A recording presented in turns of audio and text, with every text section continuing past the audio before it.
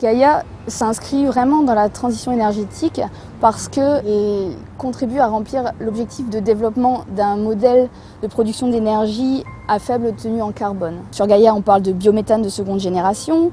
Le biométhane de seconde génération adossé déjà à un biométhane de première génération, qu'on appelle également du biogaz, qui est produit par méthanisation et qui est là une filière mature. Le biométhane de seconde génération, c'est un petit peu un vecteur énergétique qui est transportable dans le réseau de gaz naturel. Les défis qui m'ont intéressé dans Gaïa, c'est le développement complet d'une filière qui s'inscrit dans un effort global de réduction des émissions de CO2.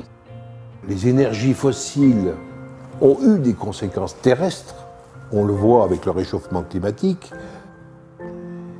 Et là, on rentre, à l'inverse, dans un cercle vertueux où on va essayer de minimiser les conséquences de cette nouvelle chimie.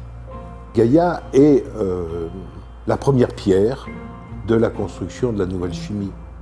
Sur un site qui est pollué aujourd'hui, on crée un projet qui est plutôt écologique.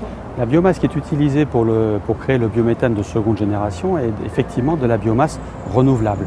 C'est une manière de valoriser la paille qui est issue des cultures agricoles. Quant à la partie bois, là aussi, on valorise la forêt, puisqu'une forêt, ça s'entretient, ça ne se laisse pas vivre toute seule. Donc assez naturellement, il est nécessaire régulièrement de faire des tailles, des coupes dans les forêts pour pouvoir les entretenir et les faire vivre correctement. Alors, ce procédé, il est doublement vertueux, puisque d'une part, on produit du gaz vert, renouvelable, mais le procédé industriel lui-même permet de produire de la chaleur. Et cette chaleur sera récupérée, utilisée sous forme d'énergie.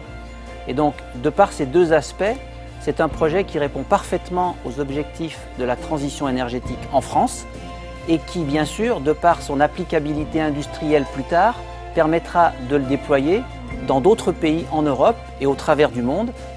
On a toujours tendance à parler écologie, mais comme si c'était un grand phénomène un peu idéologique. Pas du tout. Ça va être notre quotidien dans 20 ans.